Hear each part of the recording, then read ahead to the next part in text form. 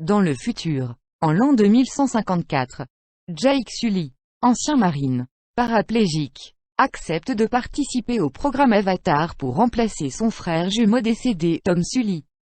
Il est envoyé sur Pandora, l'une des lunes de Polyphème, une planète géante gazeuse en orbite autour d'Alpha Centauria, l'étoile principale du système stellaire Alpha Centauri, à 4,4 années-lumière du système solaire.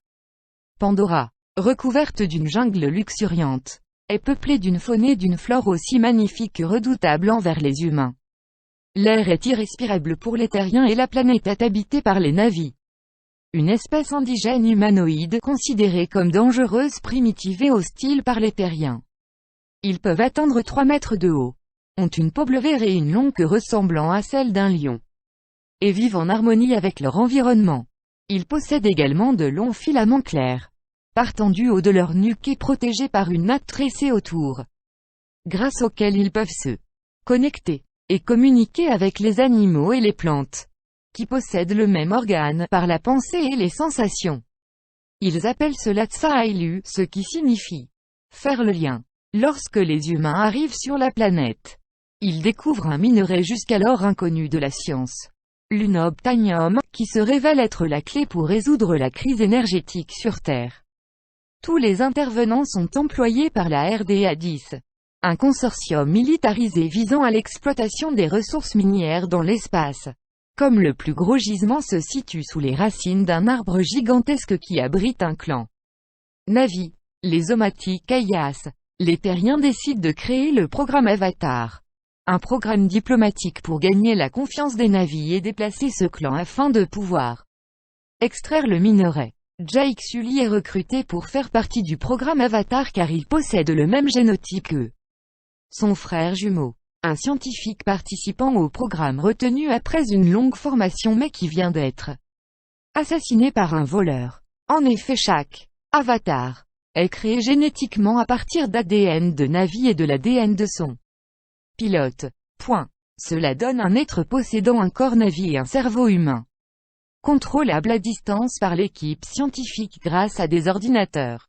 Un avatar qui n'est pas relié à un pilote est dans le coma et quand un pilote est connecté à un avatar dans un caisson spécial, son corps est comme endormi. Plusieurs humains participent au programme et ont donc un avatar, dont le Dr Grace Augustine qui est responsable scientifique et Norman Spellman spécialiste de la langue Na'vi, débarqué en même temps que Sully. Jake, dont les jambes sont paralysées, prend donc le contrôle de son avatar et découvre la joie de pouvoir marcher à nouveau. Il part en mission d'exploration dans la jungle avec les avatars de Grace et Norman et découvre les multiples beautés et dangers de Pandora. Poursuivi par un prédateur gigantesque, Thanator, il se trouve séparé de ses compagnons et passe la nuit seul dans la jungle. Il manque de se faire tuer mais une jeune femme Na'vi nommée Neytiri, qui l'observe, le sauve. À la suite d'un signe d'Iwa, divinité Na'vi qui personnifie la nature, elle décide de l'emmener avec elle et il fait la connaissance du peuple Omaticaya. Jake apprend alors que Neytiri est la fille des Tucans, le chef du clan Omaticaya et doit devenir la future Tsaik Shaman, lorsque sa mère quittera ce monde. Le futur chef du clan, qui devra former un couple avec Neytiri, est le chef des guerriers, nommé Tsute. La Tsaik charge sa fille Neytiri d'apprendre les usages Omaticaya à Jake et de le familiariser avec leur mode de vie. Il s'intègre de plus en plus aux Omaticayas, apprenant leurs coutumes. Il rapporte tout au chef de la sécurité militaire de la mission Avatar, le colonel Karich. Mais ayant appris à vivre comme un Na'vi en apprenant à chasser, à parler leur langue et surtout en domptant son Ikran, parenthèse ouvrante, une sorte de dragon volant, virgule. Il est considéré par le clan comme faisant partie des Omaticayas. Même si le fils du chef voit d'un mauvais œil le rapprochement du terrien avec sa promise. En effet, Jake s'aperçoit un jour qu'il est tombé amoureux de Neytiri et que c'est réciproque. Il s'unit à elle devant Iwa, Karich et Parker. Le chef du programme civil, constatant la défection de leurs soldats, passe à la manière forte. Ils envoient les bulldozers prendre possession de l'arbre maison du clan. Jake se battant pour défendre les Omaticayas. est considéré comme un traître par Quaritch, mais il est également rejeté par les Omaticayas quand il leur apprend qu'il est en réalité venu à eux pour les convaincre d'abandonner leur arbre. Peu après, Quaritch fait détruire par les forces aériennes l'arbre maison où vivent les Omaticayas. Leur chef meurt lors de son effondrement. Jake revient alors vers le peuple dont il fait maintenant partie après avoir réussi l'exploit de dompter l'un des monstres volants mythiques de Pandora appelé Toruk. Pour se faire entendre. Convaincus, les Omaticayas le réintègrent à leur peuple. Ils rassemblent une alliance d'une quinzaine de clans. Après avoir pris soin d'emmener son vrai corps le plus loin possible du campement militaire de base, pour qu'il ne soit pas débranché par les militaires. Lors de cette fuite, Grace est mortellement blessée. Jake demande l'aide des Omaticayas pour la soigner, ou passer définitivement son esprit dans le corps de l'avatar. Mais il est déjà trop tard et Grace s'éteint sous l'arbre des âmes, son esprit rejoignant Iwa.